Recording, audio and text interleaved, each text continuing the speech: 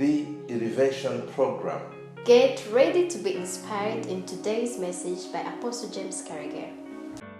Shalom, shalom. Ndakuramukije mu izina ry'Umwami wacu Yesu Kristo w'i Nazareti. Ikaze muvandimwe aho uri hose, nyemerera musange aho uri hose kugira ngo dusangire iri jambo Imana yashyize ku mutima wanyu. Uyu munsi ndashaka kuvuga amagambo avuga ngo irinde umwuka w'isi. Irinde umwuka w'isi. Mu gitabo urwandiko rwa mbere rwa Yohana igice ni icya 2, reka dusome amagambo ahari muri icyo gitabo. Urwandiko rwa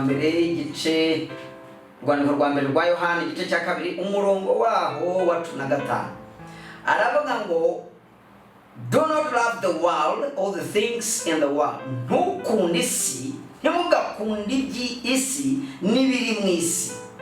If anyone loves the world, umuntu nakunda isi, the love of the Father is not in him.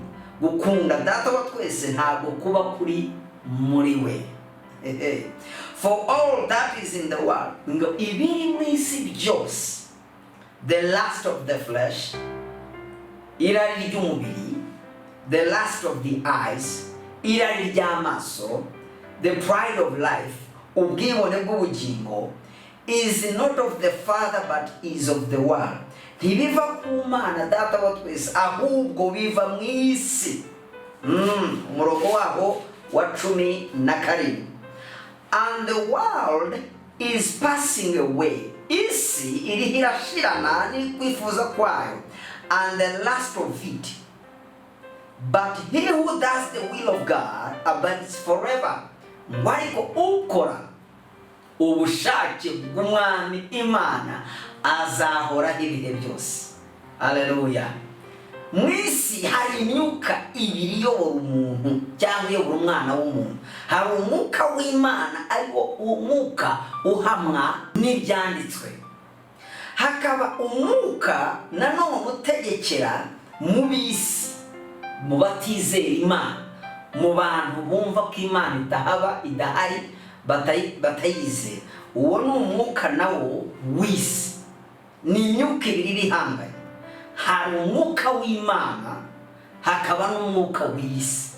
Bibiliya rero uyu mukozi w'Imana Yohana ari harandikira urwandiko itorero ribwira ngo mwirinde irari ry'isi, mwirinde umwuka w'isi, mwirinde irari ry'umubiri, mwirinde irari ry'amaso, mwirinde irari ubwibone bw'ubugingo. Niyo mpamvu Mika mu gice cya 4 aravuga ngo uwirata, no muri Yeremiya igice cya 9 umurongo 20 na gatatu aho ngaho aravuga ngo uwirata ye kwirata yuko afite ubwenge, ye kwiratana imbaraga ze, ye kwiratana ubutunzi, ahubwo wirata yirati yukasobanukiye yuko Uwiteka ari we Imana igira imbabazi kandi ikababarira abantu bose. Bavandi inshuti zanjye, mu bantu b'Imana, muzi yuko Yohana yandika bino bintu cyangwa se yandika runo rwandiko haciye imyaka 2000. Ose niba Yohana yaravuze yuko turi mu gihe cy'imperuka, isi irishira no kwifuza kwayo, ndetse turi mu gihe cya nyuma, twebwe twavuga gute? Turi mu masegonda yanyu, nta nubwo turi mu minota yanyu. Ndavuga ugereranyije mu isaha y'Imana, turi mu masegonda ya nyuma, turi muri ya masegonda ya nyuma. Niyo mpamvu bakristo bizera ukwiriye kwirinda umwuka w'isi. Ni ibintu bibiri bihanganye nk'uko maze kubibabwira. Reka dusome igice cya 7 mu gitabo cya Bakorinto. Ndashaka dusome mu gitabo cy'Abakorinto igice ni cya 7 umurongo waho wa 31. Bibiliya dore ukuntu ivuze. Ndavuga ngo And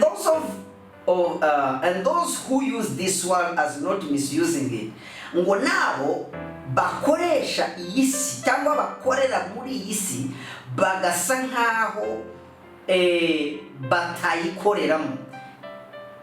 Nabo bakoresha iyi si nkaho batayikoreramo cyangwa se itabafasha. For the form of this world is passing away. Kuko ishusho y'isi iriho irashiraho. Bavandimwe, ndashaka mutekereza kuri iki kintu. Ishusho y'isi iriho irashira. Niyo mpamvu hari ibyaha byinshi, niyo mpamvu hari indwara nyinshi, niyo mpamvu hari ubukene bwinshi, niyo mpamvu hari imibabaro myinshi, niyo mpamvu tubona ibi byorezo. Isi iriho irashirana no kwifuza kwayo. Ibyo bishatse kuvuga iki? Cyangwa se byakwigisha iki?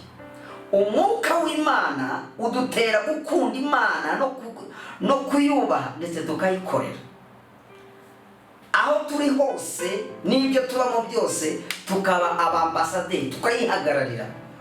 Ikimenyetso kizakwereka yuko mu by'ukuri ufite umwuka w'Imana, nuko uzaba wumva inzara y'Imana, nuko uzaba wumva ukunze Imana, ukarushaho kuyikunda, kuyubaha ndetse no kuyikorera, ukagira imitekerereze yo gukorera Imana, ukagira motivasiyo yo gukorera Imana, ukamva amaso yawe, umubiri wawe mbese n'ubugingo bwawe urumva ushaka gukorera Imana. Ibi ni umwuka w'Imana yifuza yuko duhamanya nawe tugakorera Imana.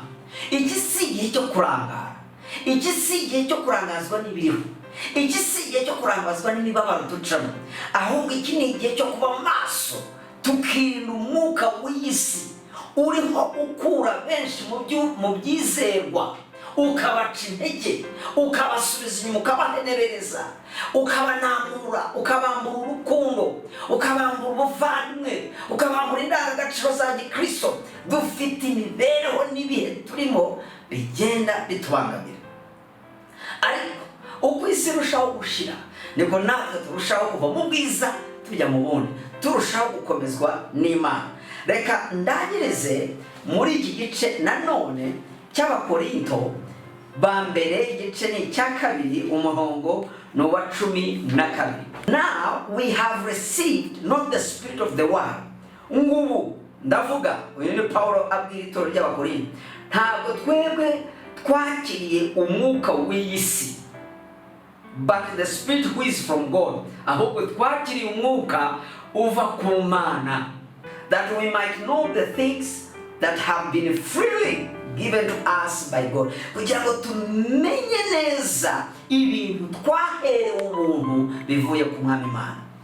Bavandimwe, iki ntabwo ari igihe cyo gucanganyikirwa, ntabwo ari igihe cy'amarira, ntabwo ari igihe cyo kwiheba, ntabwo ari igihe cyo kubura ibitekerezo, ntabwo ari igihe cyo gucira abandi imanza, ntabwo ari igihe cyo gukura focus, intumbero yacu kuri Yesu ngo tuyishyire ku by'isi. Nta nubwo ari byo bikwiye kudushishikaza, ahubwo iki ni cyo gihe Paulo agira ati, avuga ngo twibuke yuko Satani ari umwami w'isi. Niyo mpamvu icyanditswe cyatubwiye muri Yohana wa mbere, urwandiko rwa 2 ngo twirinde irari ry'amaso, irari ry'umubiri n'ubwibone bw'ubugingo. Niyo mpamvu iyo umenye yuko utahawe umwuka w'isi, umuhigo wawe, intego zawe, umuhati wawe byose birahinduka, biba birimbitse. Oh haleluya! Ndashaka kugira ngo ndangize nsoma nanone igice cya 6 cya Abagalatiya, igice cya 6 umurongo wabo wa 14. But God forbid that I should boast except in the cross of our Lord Jesus Christ. Imana ibimpanire niba hari ikindi nziratana. Uyu ni Paulo uvuga, usibye umusaraba wa Kristo Yesu umwana w'intama w'Imana, by whom the world has been crucified to me. Ngo isi yabambwe ku bwanjye, ngo nanjye mbambwa kuri yo. Haleluya! Uyu Paulo nta kindi yira keretse umusaraba wa Kristo. Iki ni igihe cyo kugira ngo twirinde umwuka w'isi, twirinde ibyo irari ry'amaso ridukurura ritujyanamo, irari ry'umubiri ridukurura ritujyanamo, irari ry'ubugingo ridukurura ritujyanamo. Ntabwo dukwiriye kwigereranya n'abadakijijwe, ntabwo dukwiriye kwigereranya n'abataramenya Imana, ahubwo iki ni igihe cy'abana b'Imana cyo kugira ngo duhindukire tumenye yuko igihe turi mu minota, mu masegonda ya nyuma.